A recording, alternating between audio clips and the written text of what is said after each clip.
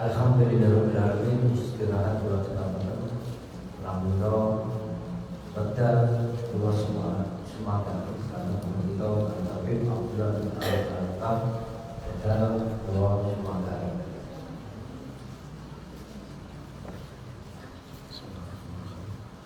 Assalamualaikum warahmatullahi wabarakatuh.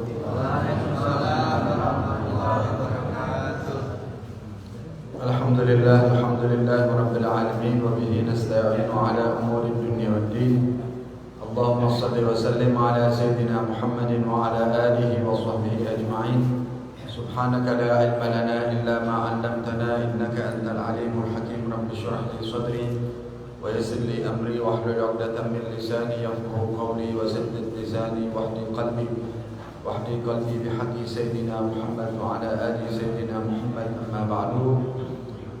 Para sesepuh bini sepuh yang saya hormati, hadirin wal hadirat jamaah Masjid Miftahul Iman yang saya hormati semuanya dan yang semoga dimuliakan oleh Allah Ta'ala.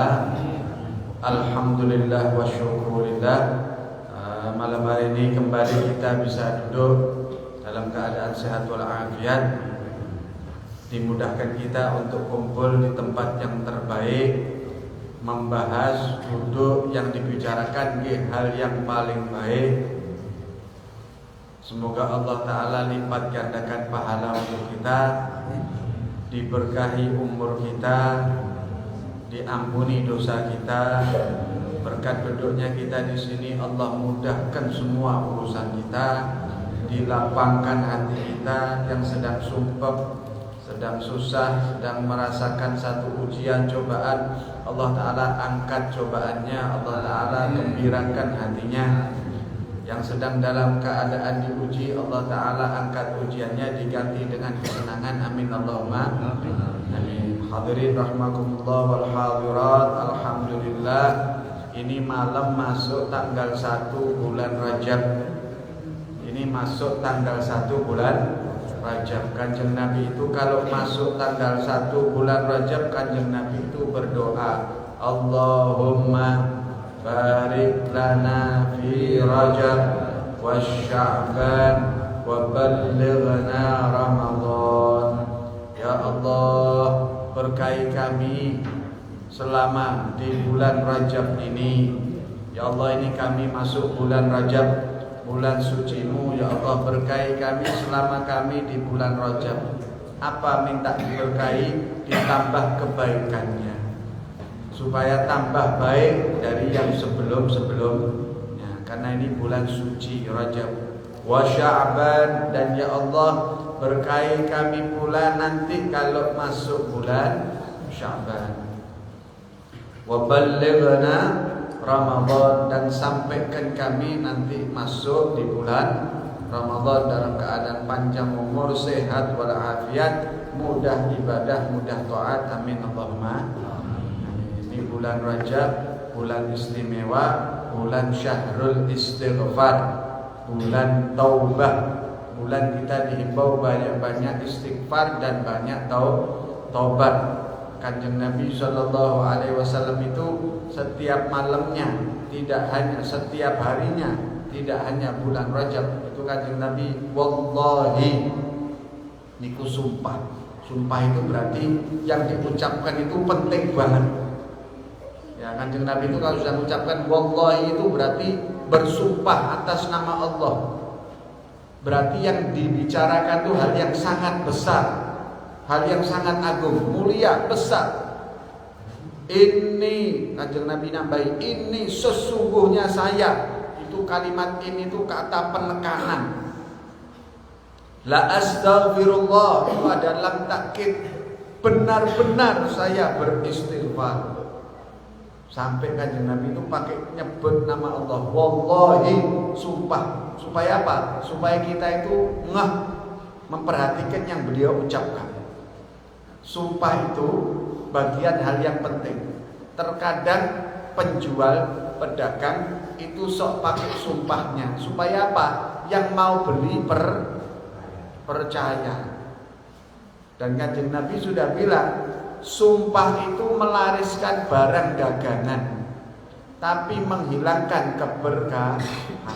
Soalnya apa? Orang dibuat percaya, dipaksa untuk percaya dengan sumpah. Wah, niki saestu demi Allah, niki barangnya top nomor 1 ini. Ini yang punya cuma saya. Ya orang percaya pakai nama Allah. Laris, Pak. Orang kalau sumpah itu laris barang dagangan. Tapi berkahnya hilang. Maksudnya apa? Jangan gampang-gampang bersumpah kecuali hal yang agung, kecuali dipakai untuk yang perkara yang penting dan besar. Nah, Kanjeng Nabi bersumpah. Kenapa? Hal ini penting.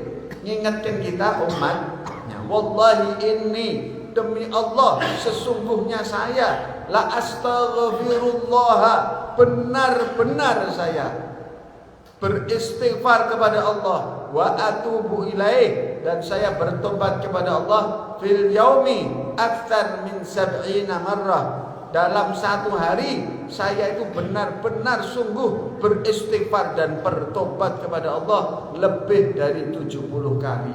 Dalam riwayat yang lain mi'ah marrah, saya 100 kali itu tiap hari tobat istighfar kepada Allah. Padahal Kanjeng Nabi itu tidak ada dosa, tidak pernah berbuat dosa, tapi kok sampai sumpah menekankan. Artinya apa? Kanjeng Nabi itu berharap kita ini umatnya memperhatikan hal ini.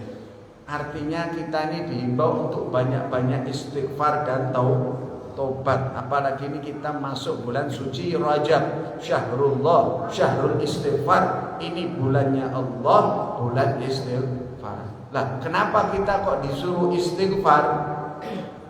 Karena istighfar itu kuncinya ibadah. Jenengan kalau mau masuk rumah itu harus lewat pintunya. Pintunya itu dibuka dengan kunci.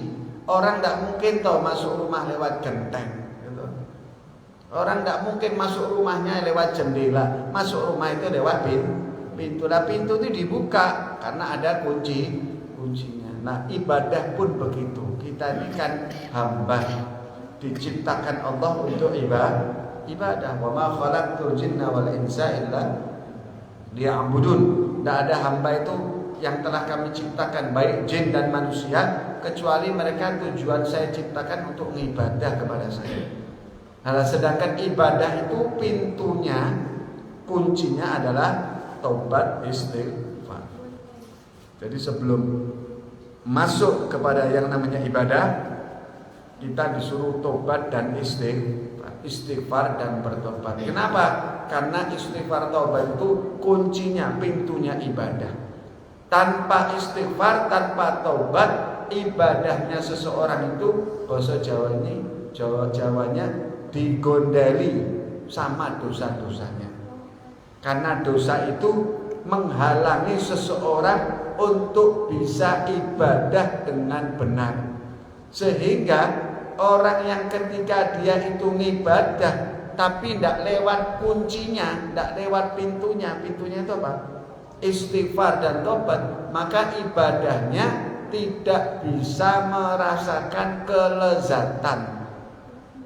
Ibadahnya itu tidak nikmat. Kenapa? Karena ditahan, digondeli oleh dosa-dosa. Jadi kalau kepingin kita di ibadah merasakan lezat, enak, merasakan damai, sakal kita ibadah tuh ada rasanya langsung, ya syaratnya kudu tobat istighfar. Kenapa? Imam Ghazali mengatakan liyahsula laka taufiqut ta'ah. Orang tobat istighfar itu supaya kita ini dapat kekuatan dari Allah, pertolongan untuk bisa tahan. Fa inna syu'mad dzunubi yuritul hirman. Karena durinya dosa, bahayanya dosa itu bisa mencegah seseorang untuk ibadah. Bagaimana tercegahnya? Tidak bisa merasakan nikmatnya ibadah. Kalau ada orang ibadah langsung taat, langsung sholat, langsung ibadah, amal taat dikerjakan, tapi tidak melazimi tobat istighfar, maka ibadahnya tidak merasakan lezat. Dan apabila hamba itu dia kalau ibadah itu dia melazimi tobat istighfar, itu dia pasti ibadahnya bakal merasakan enak. Ibadah yang dikerjakan tuh ada rasanya, enten rasane. Kayak kita nih orang awam seperti kita, kalau banyak tobat istighfar, maka ibadahnya tuh diparing rasa, dikasih rasa oleh Allah. Walaupun rasa yang kita rasakan saat ibadah itu tidak seperti para nabi dan rasul, atau mungkin tidak seperti yang dirasakan para wali atau ulama. Contoh nopo, sholat. Kita ini kalau selalu tobat, istighfar, setelah itu masuk ke dalam perbuatan sholat, sholatnya itu pasti ada rasanya. Pasti merasakan enak, pasti merasakan sejuk. Walaupun tidak seperti para wali atau nabi. Nek wali nabi itu dari takbiratul ihram, dari mulai takbiratul ihram, dari takbir Allahu Akbar sampai salam, itu nikmat terus. Itu nabi atau tiang soleh wali, dari awal takbir itu sudah merasakan dekat sekali dengan Allah, merasakan kesejukan, manis enaknya sholat itu mereka merasakan dari awal takbir sampai akhir salam. Nah, kita orang awam, walaupun kita belum bisa seperti mereka, tapi kalau kita mau masuk di dalam perbuatan taat ibadah, kita melazimi tobat dan istighfar, tetap buat kita orang awam tetap bisa ngerasakan rasanya ibadah. Walaupun tidak sebanyak yang dirasakan mereka. Contoh, kalau kita sholat, itu kita mungkin pas takbiratul ihram, Allah kok saja enak, mungkin pas di situ kita enak.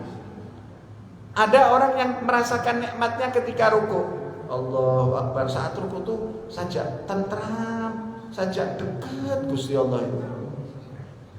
Ada yang merasakan ketika sujud, kok enaknya itu pas sujud, sujud itu saya kayak dekat sama Gusti Allah, lezat, tenang, sejuk hatinya, damai. Ada mungkin yang merasakannya saat duduk tasyahud akhir, at-tahiyatul mubarakatus sholawatut thayyibatulillah, itu merasakan satu kenikmatan yang dirasakan. Nah, itu kita orang awam, tapi tetap ada rasa walaupun belum semuanya. Kenapa kok ada rasa? Karena kita ini ibadahnya melalui pintunya. Apa itu? Tobat istighfar. Nanti bakal ada rasanya. Dan itu spontan. Apa spontan? Langsung bisa dirasakan. Kalau kita ini sholat, misal contoh sholat, kok belum ada rasanya? Berarti kurang istighfarnya, kurang taubatnya, kurang melazimi tobat dan istighfar. Jadi sholatnya dari awal sampai akhir ya tawar. Kayak apa itu?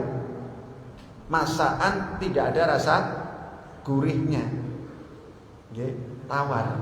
Ngaji ya begitu, ngaji ya tidak ada rasanya, malah ngantuk, ya.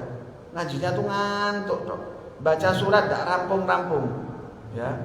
Qul ya ayyuhal kafirun la a'budu ma ta'budun wa la antum 'abiduna ma a'bud wa la ana 'abidum ma abadtum wa la antum 'abiduna ma'abud wala tidak ketemu ujungnya, mumet, malah dibolan balik, tidak merasakan lezat.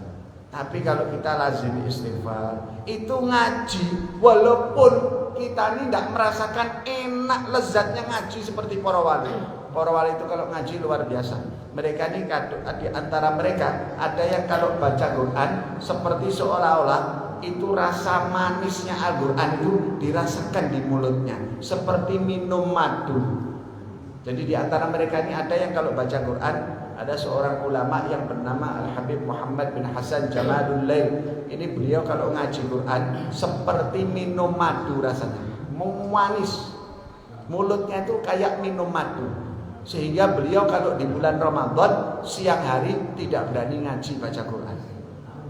Baca Qurannya kalau malam, ya, bibar buka baru baca Quran. Ketika ditanya, wahai Habib Muhammad bin Hasan, kenapa kau kalau pagi tidak pernah baca Quran kalau puasa? Lah bagaimana saya mau baca Quran? Saya ngaji mulut saya rasanya minum madu. Jangan-jangan puasa saya batal. Loh, sampai kayak gitu tuh loh. Orang-orang soleh itu bisa merasakan manisnya ibadah. Lah kita bagaimana? Kalau kita mungkin belum seperti itu, tapi kalau kita mau melazimi tobat istighfar, nanti ngajinya tetap nggih ada rasa. Rasanya bagaimana? Saya kok ngaji kok tentrem sih. Kalau selesai ngaji itu kok perasaan saya itu merasa aman, seolah-olah Allah seperti melindungi saya, seolah-olah Allah Ta'ala begitu dekat, hati saya tuh tenang gitu loh, tidak ada rasa takut. Nah itu buah, itu kelezatan dalam ibadah.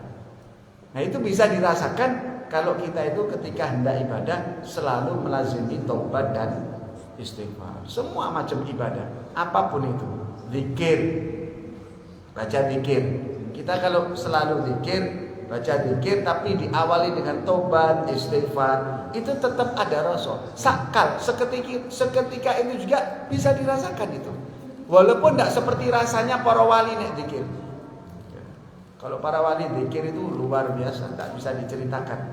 Mereka ini kalau berzikir sampai larut, hanyut, ya. Mereka tidak sadarkan diri. Ditampakkan oleh Allah Ta'ala keajaiban penciptaan. Itu kalau zikirnya mereka. Lah kita bagaimana?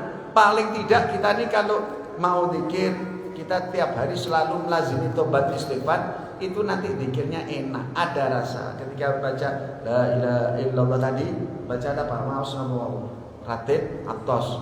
Itu ketika baca itu ada kelezatan. La ilaha illallah, la ilaha illallah. Kesejukan itu masuk di hati. Ada rasa nikmat, sejuk di hati yang dirasakan ketika kalimat namanya Allah disebut. La ilaha illallah, tentrem. Bulu kuduk berdiri. Ya, semuanya merasakan merinding. Kok namanya Allah kok begitu berasa di hati. Itu namanya nikmat. Itu namanya nikmat. Nah itu supaya dapat rasa kayak gitu itu spontan setiap kita beramal berbuat taat itu dengan kita selalu melazimi istighfar. Kalau belum ada rasanya, zikir malah ngantuk. Nah, berarti ini kurang istighfarnya atau kebanyakan di sawah ya. Kebanyakan kerja jadi capek. Nah, bagaimana? Banyak istighfar, banyak tobat, apalagi ini malam satu. Dikatakan bahwa sahabat itu diantaranya Sayyidina Ali bin Abi Thalib itu kalau sudah malam 1 Rajab betul-betul difungsikan untuk ibadah. Mereka kalau masuk malam 1 Rajab itu ibadah, doa, begitu banyak berdoa, mengerjakan ibadah yang dikerjakan di hari-hari yang lain, tapi malah ditambah, malah semangat, ditambah itu zikir, doa, sholatnya itu ditambah. Karena ada yang menyebutkan bahwa malam ini doa itu diijabahi. Dengan doa minta kepada Allah, ya zikir, ya doa, minta malam ini Allah berkahi hidup kita, Allah selamatkan anak, istri, keluarga, dijaga, diberi kesehatan, dijauhkan dari bala, dijauhkan dari keburukan dunia akhirat. Doa malam ini perbanyak untuk ibadah. Jangan lupa selalu istighfar. Baca setiap hari di bulan Rajab. Baca setiap hari di bulan Rajab. Rabbighfirli warhamni wa tub alayya 70 kali. Ingat ya Bu ya. Rabbighfirli warhamni wa tub alayya. Berapa kali? 70 kali. Ada riwayat yang menyebutkan siapa-siapa yang selama bulan Rajab dia membaca Rabbighfirli warhamni wa tub alayya 70 kali, entah di pagi hari atau di malam hari, maka Allah haramkan tubuhnya disentuh oleh api neraka. Allah haramkan tubuhnya disentuh oleh api neraka. Mudah-mudahan bulan Rajab ini bulan yang paling bawa berkah buat kita. Diberkahi kita oleh Allah Ta'ala. Jadikan waktu kita ini waktu yang manfaat. Waktu kita tidak ada yang terbuang sia-sia. Waktu kita mendatangkan pahala, kebaikan, nilai di sisi Allah, jadi tabungan amal kita besok untuk negeri akhirat. Amin Allahumma amin. Ini kemuliaan bulan Rajab. Dan istighfar itu tidak hanya di bulan Rajab, tapi di setiap hari. Delalah kok ini bulan istighfar. Jadi kita yang memang disuruh banyak istighfar. Ini hadirin rahimakumullah. Kemudian kita masuk, kita singgung sedikit di sini. Cepat kan sudah 40. Baru berapa menit? 20 menit. Kurang berapa menit? Ya. Kemudian hadirin wal hadirat, kita lanjutkan kembali pembacaan kitab Nasaihud Diniyah wal Wasaya al Imaniyah. Kemarin kita sudah baca sampai kalimat raditu billahi rabban wa bil islami dinan wa bi Muhammadin nabiyya. Ya, kalimat ini diajarkan oleh Kanjeng Nabi. Barang siapa yang ia yusbihu wa hina yumsi, ketika datang pagi hari dan ketika datang malam hari, dia qala mengucapkan kalimat ini salasa marrat, 3 kali. Raditu billahi rabban wa bil islami dinan wa bi Muhammadin nabiyya. Saya ridha Allah sebagai Tuhan saya ridha rela Islam sebagai agama saya, dan saya rela ridha Nabi Muhammad sebagai nabi. Kana haqqan 'ala Allahi an yurdiyahu, maka berhak Allah memberikan keridhaannya kepada orang tadi, dapat ridhonya Allah. Nah, kemarin kita sudah bahas apa arti raditu billahi rabba wa bil islami dina wa bi Muhammadin nabiyya. Ini arti penjabarannya, penjelasannya merupakan gambaran akidah Ahlus Sunnah. Kalau tidak salah kita sudah membahas sampai apa arti ketika kita mengucapkan raditu billahi rabba, saya rela ridho Allah sebagai Tuhan saya. Artinya apa? Ya, kita rela dengan semua ketentuan Allah. Kita rela dengan apapun hal yang Allah pilihkan untuk kita. Kita rela dengan terkadang keputusan yang manis, ketentuan yang manis, ataupun ketentuan yang pahit dari Allah. Ya, kita hatinya rela itu bahasa Jawanya apa? Nerimo. Legowo. Ya. Wa ayyakna bima qasama lahu minar rizqi. Tanda orang itu mengucapkan saya rela Allah sebagai Tuhan saya, berarti dia rela dengan jatah rezeki yang Allah bagi untuknya. Mau banyak, mau sedikit, dia tetap rela. Itu penjelasan yang kemarin. Sekarang kita masuk kepada penjelasan arti yang kedua. Wabil islami dinan. Sudah dibahas? Lupa sih. Saya rela Islam itu sebagai agama untuk saya. Sudah dibahas belum ini? Maksudnya apa? Adzama hurmatahu wa sya'airah. Orang yang mengucapkan saya rela Islam sebagai agama saya, artinya kalau kita ini jadi orang Islam, ya harus memuliakan, mengagungkan kemuliaan syiar-syiar yang ada di dalam agama Islam. Orang Islam harus jaga memuliakan semua yang berhubungan dengan Islam. Ajarannya Islam itu ya dijunjung tinggi, dihormati, dianggap besar, dijaga. Itu tanda kita rela Islam sebagai agama untuk kita.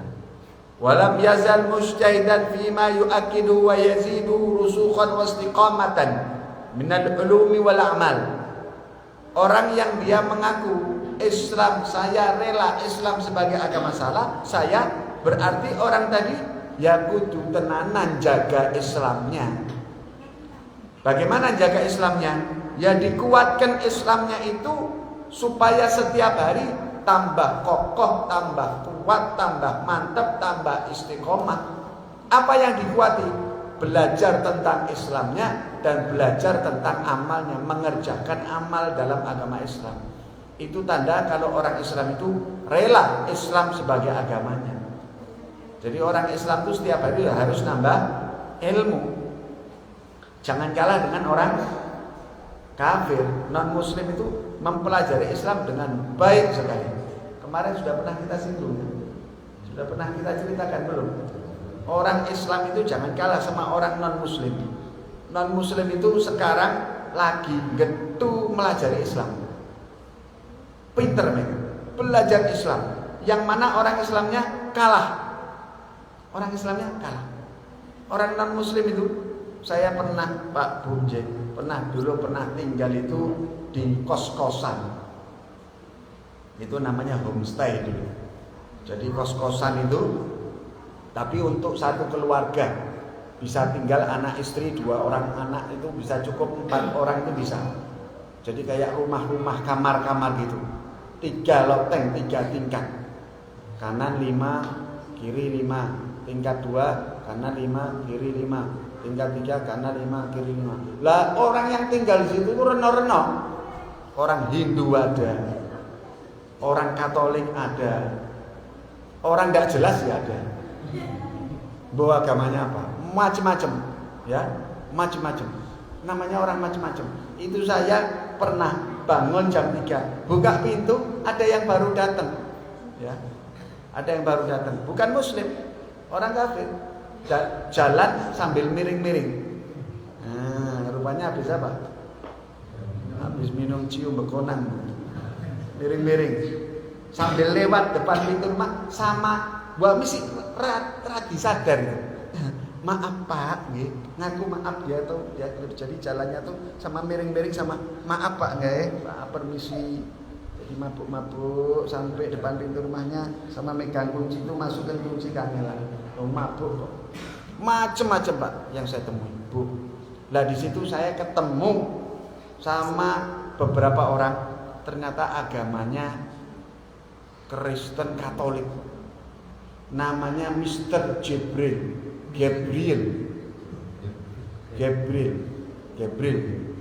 Dari mana? Dari Itali.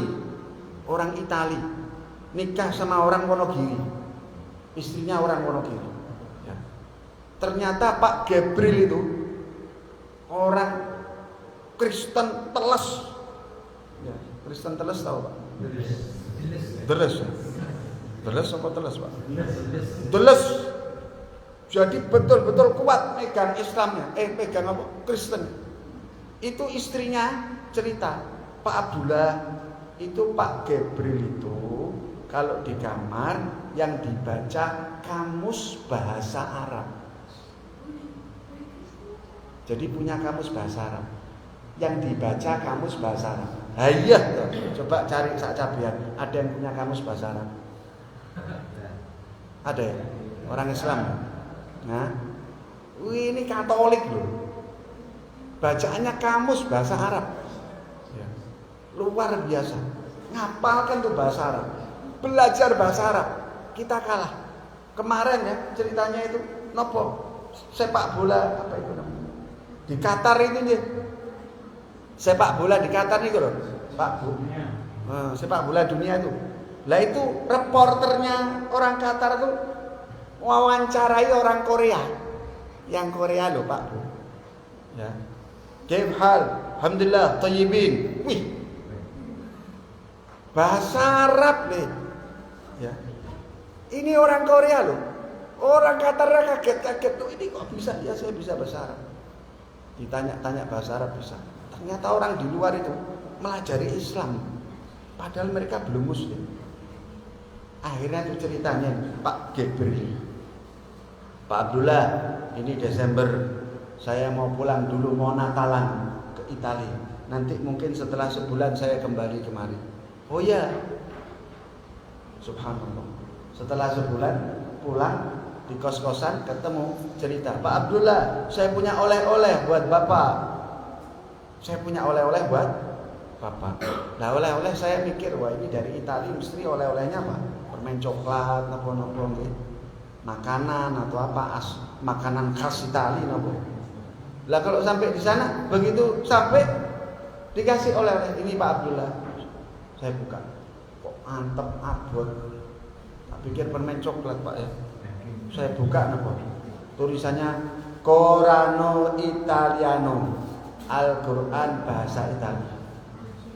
Dikasih Pak Abdullah belajar bahasa Italia. Ini Al-Quran bahasa Italia. Coba orang Katolik ngasih hadiah Quran Italia, bukan ngasih hadiah Injil. Ngasih saya itu Quran bahasa Italia. Masih ada nih. Saya tetap belum paham itu bahasa. Ya, tenanan mereka itu. Padahal bukan Muslim. Besoknya lain waktu ngundang-undang temennya, kumpul di ruang depan itu, namanya orang non muslim, ya toh. Di depan itu minumannya apa? Nah, kita kan teh. Di sana minumnya whisky yang halal, ya. Whisky, ya, minuman keras itu yang diminum. Akhirnya saya lewat, dipanggil, Pak Abdullah, ini teman saya. Kenalan saya, Mr. Sapa Robert, dari mana? Austria. I'm from Austria. Saya dari Austria. Ngomong-ngomong cerita, Pak Abdullah, saya punya buku tentang sejarah Siti Khadijah, istri Kanjeng Nabi, istri Nabi Muhammad, Prophet Muhammad. Coba malu kita. Orang Austria Kristen punya buku Siti Khadijah. Ayo, punya enggak orang capek? Bukunya Siti Khadijah. Jadi dia nih cerita Siti Khadijah itu begini Pak Abdullah, Siti Khadijah. Loh saya nih guru sejarah ya. Diceritai sejarah sama orang Kristen. Apa enggak izin saya? Malu saya. Kayak orang Kristen sekarang melajari Islam luar biasa. Ya. Ya mudah-mudahan diparing hidayah. Lah orang Islamnya cukup puas dengan KTP-nya yang Islam. Enggak mendalami Islam. Akhirnya orang Islamnya tidak kuat, tidak kokoh, tidak mantep. Ya, ada budaya masuk ke negeri kita, banyak yang ikut. Ada budaya dari timur, ya ikut. Ada budaya dari barat, ya ikut. Kayak angin. Ya, ke sana ikut, ke sini ikut. Tidak punya pondasi kuat umat Islam. Kenapa? Tidak kuat jalani Islamnya. Lah tanda orang ridho, rela Islam sebagai agamanya, ya dia harus nambah keilmuan tentang Islam. Nah, duduknya jenengan di sini nambah keilmuan tentang Islam supaya mantep, ngerti bagaimana kita ini sebagai orang Islam, jalani Islamnya.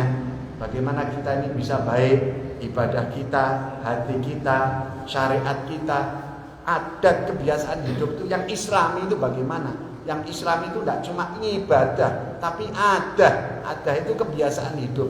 Bagaimana kebiasaan hidup kita itu bisa Islami? Itu kewajiban kita sebagai umat Nabi. Tanda kalau kita ini rela ridho Islam sebagai agama buat kita. Itu luar biasa. Sampai itu ceritanya Pak Bu, saya itu di kos-kosan itu. Sampai yang punya kos-kosan itu, yang punya tempat homestay itu Kristen taat, napa mau? Deles. Itu Kristen taat deles. Sampai datang ke saya, Pak Abdullah, itu di atas ada aula kosong. Mbok ya ini orang-orang ini dibuat pengajian, biar orangnya pada sadar semuanya. Itu orang-orang di situ ya, di belakang GM itu, Grand Mall itu. Masya Allah. Orang Kristennya nasihati orang Islam, suruh buat pengajian di situ biar orang Islamnya baik semua, kan isin. Itu mbok orang-orang itu, Pak Abdullah, dibuat pengajian, tempat di aula enggak usah nyewa, saya gratis pakai saja biar orang-orang ini baik. Nah, orang-orang ini orang Islam semuanya. Jadi yang beler itu malah orang Islamnya, yang Kristennya taat patuh. Loh gitu piye coba. Ya mudah-mudahan Allah paring hidayah. Memang setan itu sudah, katakan Kanjeng Nabi, setan iblis itu sudah berputus asa untuk membuat umatku kembali kepada ajaran yang sesat. Ya, setan itu sudah tidak bisa mengkafirkan umat Islam. Karena orang Islam itu kalau sudah masuk agama Islam itu Allah kuatkan.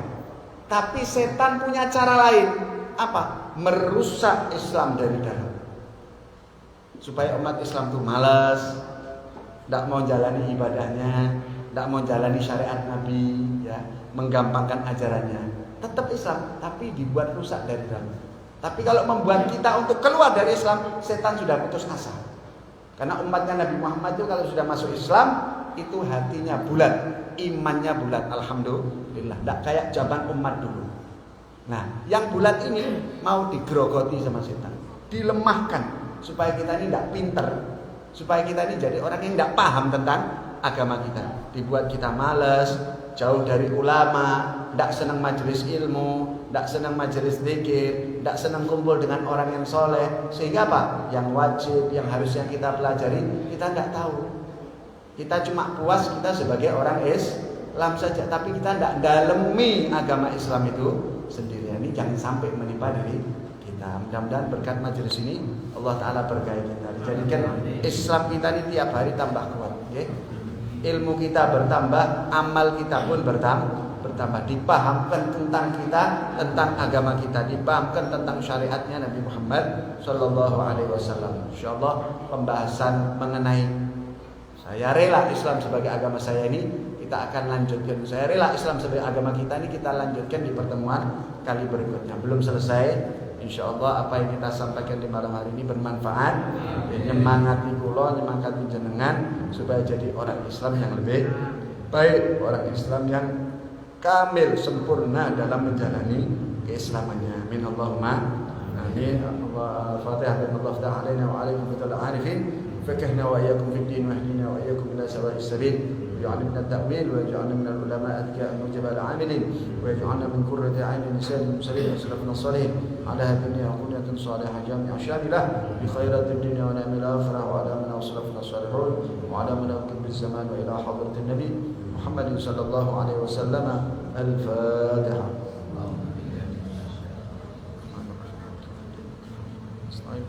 صراط المستقيم صراط الذين أنعمت عليهم غير المغضوب عليهم ولا الضالين آمين. ربنا تقبل منا إنك أنت السميع العليم وتب علينا إنك أنت التواب الرحيم برحمتك يا أرحم الراحمين. صلى الله على سيدنا محمد وعلى آله وصحبه وسلم والحمد لله رب العالمين. Mohon maaf bila terlalu panjang. Wassalamualaikum warahmatullahi wabarakatuh. Waalaikumsalam. Alhamdulillahirabbil alamin. Maka